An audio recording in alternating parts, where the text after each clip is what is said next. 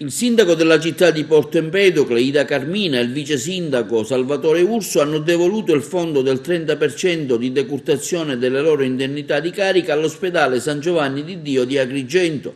I fondi devoluti, circa 2.000 euro, contribuiranno all'acquisto di 2 respiratori ventilatori polmonari già bloccati dall'azienda sanitaria, basilari per salvare vite umane, un gesto di solidarietà fortemente voluto verso chi ogni giorno lotta in prima linea per la salute in un momento storico complesso, fronteggiando la pandemia di Covid-19. Un ringraziamento anche per la proficua collaborazione umana e professionale va al dottore Fabrizio Caruana e al dottore Leonardo Russo, distinti ma uniti, insieme ce la faremo. Io e il mio vice sindaco, il dottore Salvatore Urso, abbiamo deciso di donare tutto quanto avevamo a disposizione nel capitolo delle rinunce delle nostre indennità all'ospedale San Giovanni di Dio di Agrigento per l'acquisto di respiratori polmonari. Avremmo anzi voluto poter fare di più, ma le somme disponibili erano quelle. Mi riservo in altro modo, in altri tempi, di poter fare quanto posso ed invito tutti i concittadini a farlo, poiché questi respiratori sono essenziali per la sopravvivenza delle persone che avessero delle difficoltà respiratorie.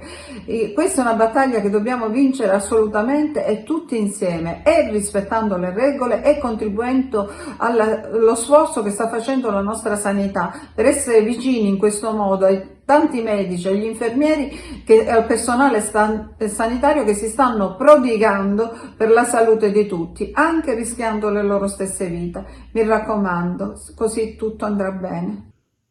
Il dilagare dell'epidemia di Covid-19 nella nostra nazione, purtroppo adesso anche al centro-sud Italia, ha portato l'amministrazione comunale ad un atto forte e ad una donazione importante, significativa, anche economica, che vada oltre quello che è l'impegno per la sanità pubblica e per la sicurezza pubblica ogni giorno presso il Palazzo di Città.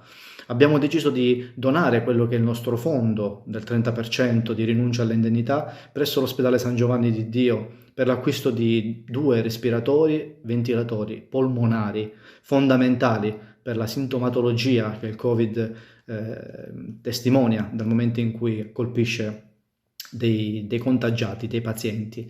Diventa dunque fondamentale come primo approccio sanitario per salvare delle vite umane. In questa direzione abbiamo voluto devolvere tutto all'ospedale San Giovanni di Dio perché lo riteniamo assolutamente fondamentale per la sanità e la sicurezza di tutti quanti. Ne approfitto per rinnovare gli appelli a rimanere a casa, ad osservare la quarantena, a seguire le linee guida del decreto, perché è fondamentale, cruciale in questa fase del contagio, della propagazione del contagio. Ringrazio anche il dottor Fabrizio Caruana e il dottor Leonardo Russo per la vicinanza e il lavoro proficuo svolto insieme per arrivare a questa donazione. E infine un plauso doveroso ai medici e alle forze dell'ordine che con un camice o in divisa ogni giorno per strada o in corsia stanno veramente facendo di tutto per salvare vite umane, per salvare la nostra nazione. A loro va il nostro plauso generale, e per loro è il senso di questa donazione. Andrà tutto bene, ma solo se lavoriamo tutti insieme.